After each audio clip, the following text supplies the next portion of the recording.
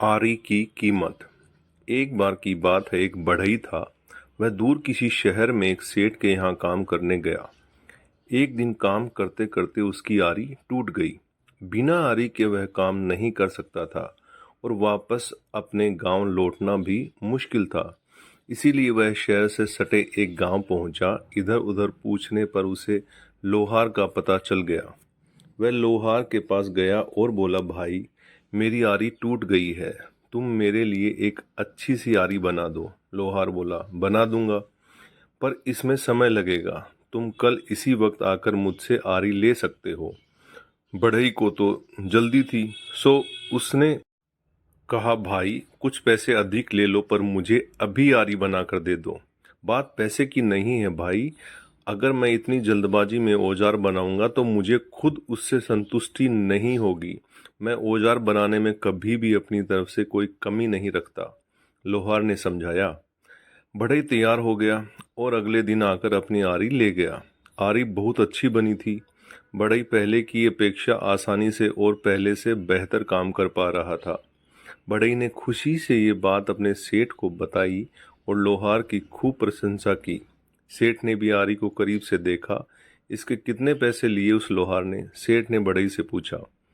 10 रुपए। सेठ ने मन ही मन सोचा कि शहर में इतनी अच्छी आरी के तो कोई भी 30 रुपए देने को तैयार हो जाएगा। क्यों न उस लोहार से ऐसी दर्जनों आरियां बनवा कर शहर में बेचा जाए।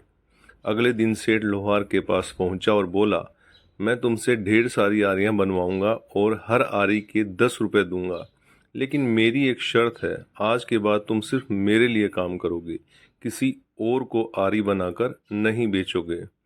मैं आपकी शर्त नहीं मान सकता, लोहार बोला। सेठ ने सोचा कि लोहार को और अधिक पैसे चाहिए। वह बोला, ठीक है, मैं तुम्हें हर आरी के 15 रुपए दूंगा। अब तो मेरी शर्त मंजूर है। लोहार ने कहा, नहीं, मैं अभी भी आपकी शर्त नहीं मान सकता। मैं अपनी मेहनत का मूल्य खुद निर्धारित करता हूँ। मैं आपके लिए काम नहीं कर सकता। मैं इस दाम से संतुष्ट हूँ। इससे ज़्यादा दाम मुझे नहीं चाहिए। बड़े अजीब आदमी हो, भला कोई आती हुई लक्ष्मी को मना कर सकता है? व्यापारी ने आश्चर्य से बोला। लोहार बोला, आप मुझसे आरी लेंगे, फिर उसे दुगने दाम में गरीब खरीदारों को बेचेंगे, लेकिन मैं किसी गरीब के शोषण का माध्यम नहीं बन सकता। अगर मैं लालच करूंगा तो उसका भुगतान कई लोगों को करना पड़ेगा। इसीलिए आपको ये प्रस्ताव मैं स्वीकार नहीं कर सकता।